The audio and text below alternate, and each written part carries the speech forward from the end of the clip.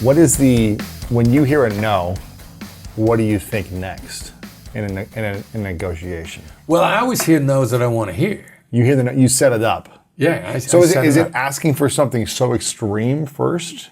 Well, for example, there's a lot of stuff, let's say, about the particular deal that I know you don't know. Okay. I mean, Ronald Reagan says if you're explaining, you're losing. But I got to give you some information at some point in time, Right.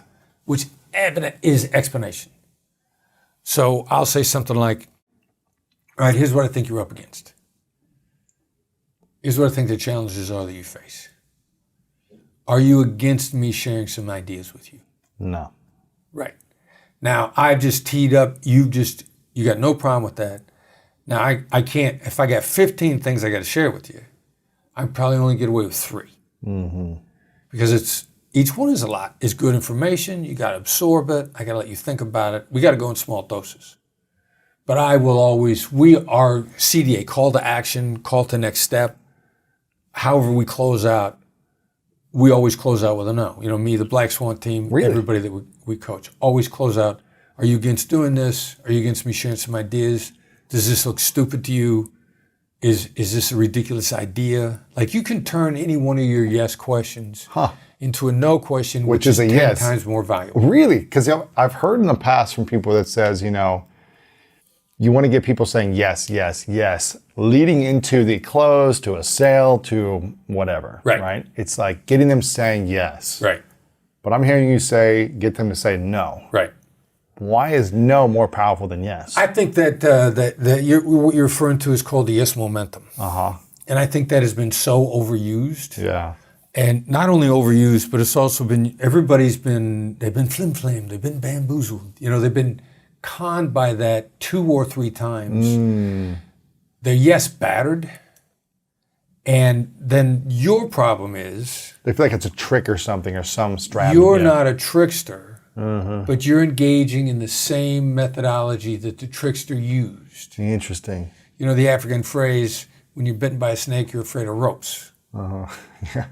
There are a lot of really legitimate people that are not trying to flim-flam somebody, but the flim-flam artists use that on them. The timeshare industry has a very bad reputation. And some of the timeshares are clearly very valuable because I know people that have them and love them.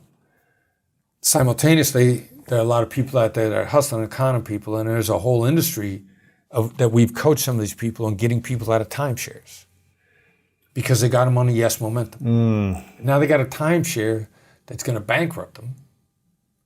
Now they don't remember exactly how that happened, but it was probably this yes momentum.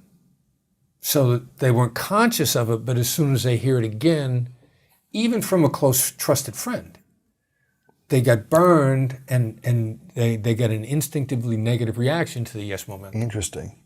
So what's the no? Is it no momentum? What is this process of getting the no? Well, you're getting a no and you're getting the information. No typically triggers implementation, next steps. Got it. But a no is really a yes. Yeah. It sounds like, would you be against me sharing some interesting ideas for you? No, I'm not against it. Exactly. Right. Okay, cool. Here's the next step. And probably if I'd have said, are you against me sharing some interesting ideas for you? Your more likely answer is, no, I'm not against it, but I only got 15 minutes. Yeah. Awesome. If I stick to the 15 minutes or less, I got your undivided attention. If I go over 15, you're going to start to get anxious because you're worried about your clock. Yeah. And, that's a secondary thing. Like, if we set up an appointment, is it a ridiculous idea for me to take up 13 minutes of your time? Right. Not 10, not 5, but something in between. Right. Now, I know I want 9 minutes. I got it timed out. Exactly. Wow. I call you on the phone. I say, Louis, I need 13 minutes.